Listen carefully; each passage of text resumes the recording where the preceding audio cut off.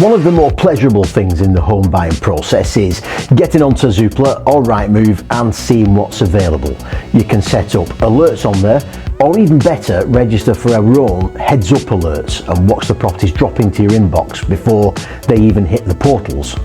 It's definitely fun to imagine which one of these properties could be your new home that you're settling into. But if you've not had your budget worked out and confirmed first, the truth is, it could be none of them.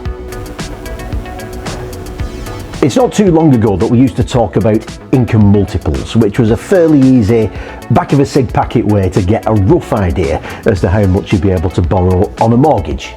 And this harks back to the good old days of our parents, or grandparents, depending on how sickeningly young you are, when to get a mortgage, all you had to do was simply put a suit on and speak very nicely to your local friendly bank manager, the same bloke you'd done your banking with all your life. However, like pretty much everything else, things have changed. The bank manager has been replaced by the mortgage broker. Friendly chats have been replaced by computers. The introduction of open banking and the idea of income multiples has been replaced by overall affordability checks, which isn't just about what you earn, it's about what you spend too. And the reason is this: your average person today has many more outgoings than they would have had a generation or two ago. Virtually everyone runs a mobile phone these days. A lot subscribe to a gym or to streaming services. They may have a car loan or credit cards. There are many more options for socialising now as well, with eating out or season tickets replacing the weekly night down the local labour club, for instance.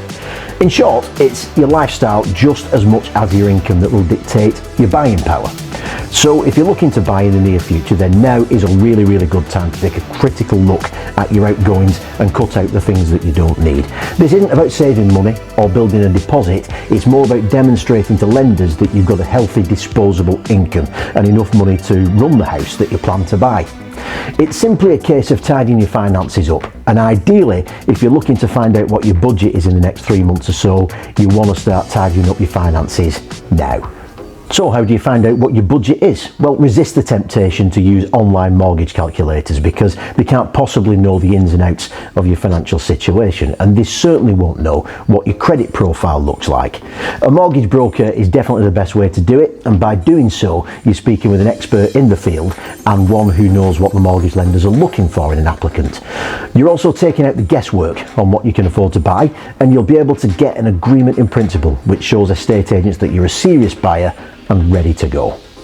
You can use any mortgage broker for this, however, we work alongside Flynn & Co. The contact details are in the comments section. So what happens if your budget is different from what you expect? If it's lower, then your broker will be able to work with you to see if there are any changes you can make to see if you're able to borrow more. Paying off some debt or ridding yourself of some monthly commitments might help with that. If that's not possible, however, then consider either waiting until you earn enough, or you can save more money for your deposit. Personally, and if it's possible, I think it's better to simply look in a lower price bracket. You're obviously going to be looking at smaller or less well located houses, but there are some advantages. One is that despite some short-term volatility, house prices generally do increase over time, and in that time you'll be paying your mortgage down. This creates equity. That's the gap between what your house is worth and what you owe on your mortgage. If in that time you've also had a pay rise or two, then you can sell that house, take the money out and buy something more akin to what you'd like, knowing you've got more money to do it with. Now, it can also go the other way, and you may be able to technically afford more than you thought.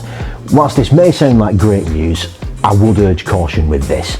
The bigger the mortgage, the bigger the monthly repayment. So you'd need to consider whether or not you'd want to commit to that bigger payment. Next time on How to Buy a House, trust deeds. How to protect yourself if you're buying jointly but putting in more money than your partner. I'm Neil Robinson. Thank you for watching.